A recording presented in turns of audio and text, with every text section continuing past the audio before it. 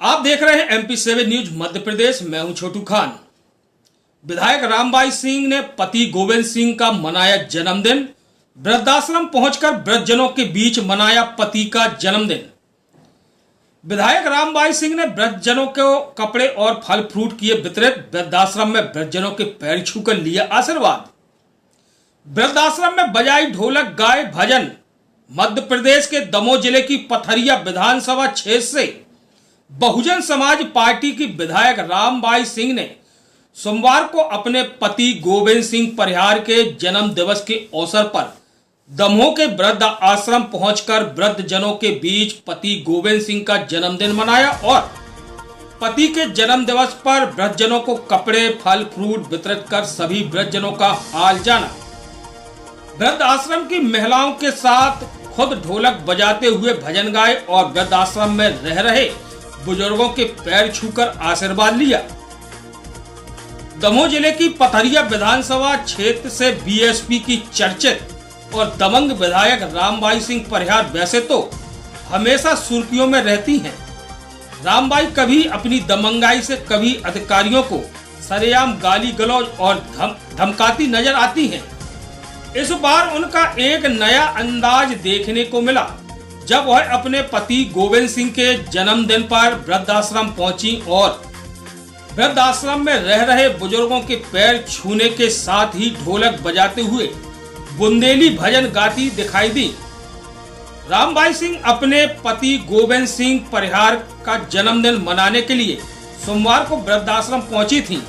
विधायक रामबाई के पति गोविंद सिंह दमोह के चर्चित कांग्रेस नेता देवेंद्र चौरसिया हत्याकांड में सुप्रीम कोर्ट के दखल के बाद जेल में बंद हैं। वृद्धाश्रम में रामबाई ने यहाँ के बुजुर्ग रामबाई को पैर छूने से मना करते रहे, लेकिन रामबाई ने बुजुर्गों को नसीहत दी कि उनके पैरों में ही जन्नत है। इतना ही नहीं, दबंग विधायक ने वृद्धों के बीच खुद ढोलक बजाते हुए भजन गाए। वहीं रामबाई ने अपने पति गोविंद सिंह को निर्दोष बताते हुए कहा कि वह वृद्धाश्रम में आज अपने पति का जन्मदिन वृद्धजनों के साथ मनाने आई थी और बुजुर्गों का आशीर्वाद लिया है और आज सभी के साथ पूरा समय बिताया है। युवाओं को अपने माता पिता का सम्मान देख रेख करना चाहिए। यदि वो अपने माता पिता को सताएंगे तो आने वाले दिनों में उन्हें भी यह सब भोगना पड़ेगा।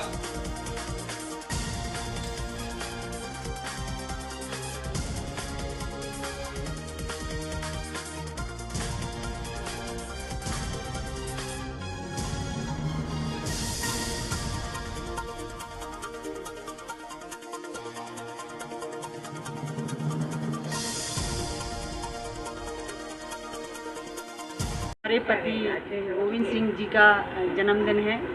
मैं उसी के खुशी मनाने के लिए वृद्धाश्रम आई हूँ, जहाँ पे हमारी बुजुर्ग माँ हैं और बुजुर्ग हमारे पिता के समान सभी लोग हैं।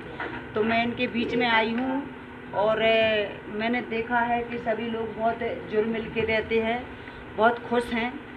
हालांकि एक बहुत दुख की बात भी है कि आज इनके परिवार में बहुत से इनके परिवार के भी हैं जिन बच्चों को इनने जन्म दिया, आज वो अपने माँ बाप को बोझ समझते हैं और आज वृद्धाश्रम में छोड़ के गए हैं।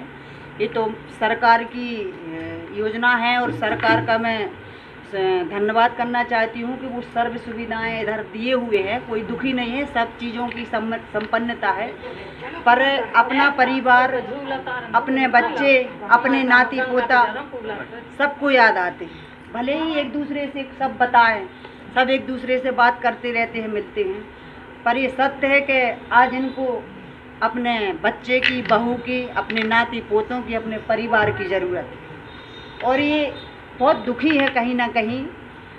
बस जैसे अभी एक महिला दादी रो रही थी, तो बहुत ज़्यादा दुखी हैं ये लोग। तो मैं आपके माध्यम से इस भारत के हर एक नागरिक से कहना चाहती हूँ कि जिनने हमें जन्म दिया, अगर उनको ही तुम सुखी नहीं रख सके, उनको ही सुख नहीं दे सके, तो जीवन में तुम्हें कभी सुख नहीं मिल सकता।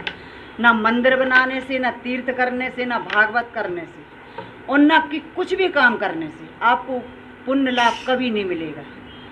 अगर कुछ है तो माँ के चरणों में ही जन्नत है, माँ के चरणों में ही सब कुछ है। और जब माँ बाप दुखी हैं और इन्हें ऐसी आप स्थिति में छोड़ के इधर कर गए हैं, तो आप कहाँ से सुखी हो सकते हैं। और दूसरी बात, जो जैसा करेगा वो वैसा ही भरेगा। तो जैसा इनके साथ इनकी औलादों ने किया है, वैसा ही उनके साथ उनकी औलाद करेगा, क्योंकि ये तो है एक हाथ दो एक हाथ लो। तो आज मैं इस बीच आई हूँ, इन सबके बीच सबका आशीर्वाद लेने आई हूँ। मेरे पति जेल में हैं, आप सभी जानते हैं, निर्दोष हैं, उनका कोई दोष नहीं है, इसके बावजूद भी वो भीतर हैं। मैं इन सभी माताओं से आशीर्वाद लेने भी आई हूँ कि सदा हर आदमी सुखी रहे, कभी किसी पे कोई आँच ना आए, और इनके लिए भी जीवन में कोई इधर रहें तो कोई दुख तकलीफ ना हो। और मेरा सहयोग जब भी इनको ज़रूरत पड़ेगी, मैं सदा इन लोगों के बीच में खड़ी रहूँगी।